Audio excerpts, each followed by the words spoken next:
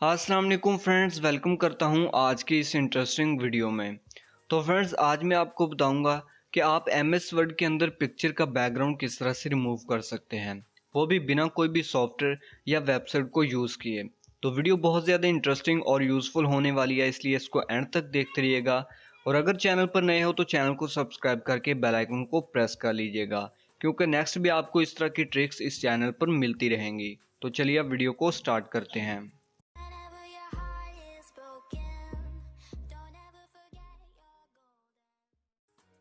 तो पहले मैं एमएस वर्ड को ओपन करता हूं और यहां से एक पिक्चर को इसके अंदर इंपोर्ट कर लेता हूं।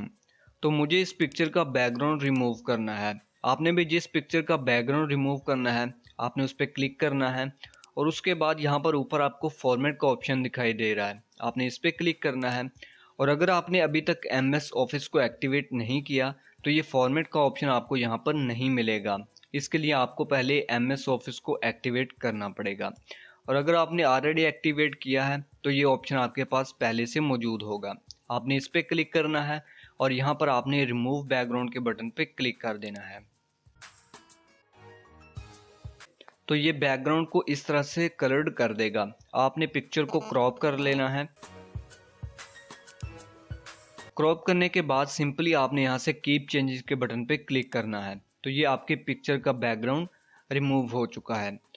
तो ये तो सिंपल सी पिक्चर थी, एक क्लिक पे इसका बैकग्राउंड रिमूव हो गया। अभी हम यहाँ पर एक और पिक्चर को इंपोर्ट करते हैं।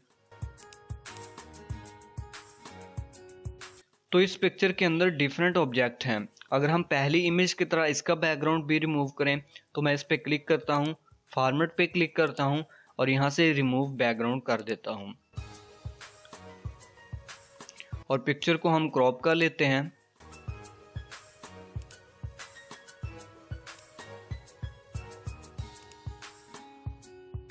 तो अब अगर मैं यहाँ से कीप चेंज के बटन पे क्लिक करूँगा तो ये कुछ इस तरह से बैकग्राउंड को रिमूव करेगा। इसने बहुत सारे ऑब्जेक्ट को रिमूव कर दिया है, लेकिन हमें उन ऑब्जेक्ट को रिमूव नहीं करना था।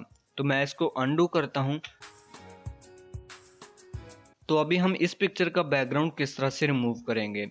यहाँ पर ऊपर आपको मार्क एरियाज टू कीप ये टूल दिखाई दे रहा है, आपने इस पर क्लिक करना है। तो पिक्चर को आपने जूम कर लेना है और जिस एरिया को आपने रिमूव नहीं करना, ये कलर्ड एरिया है, तो यहाँ पर आपने लाइन ड्रा करनी है तो ये अनसेलेक्ट हो जाएगा। इसी तरह से जितने भी ऑब्जेक्ट हैं जिनको आपने रिमूव नहीं करना, उनका आपने इस तरह से कलर रिमूव कर देना है।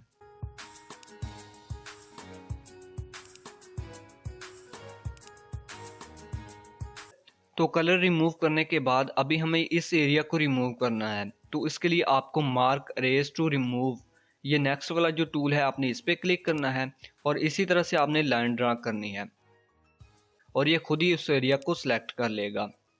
इसी तरह से आपने तमाम एरिया को सिलेक्ट करना है।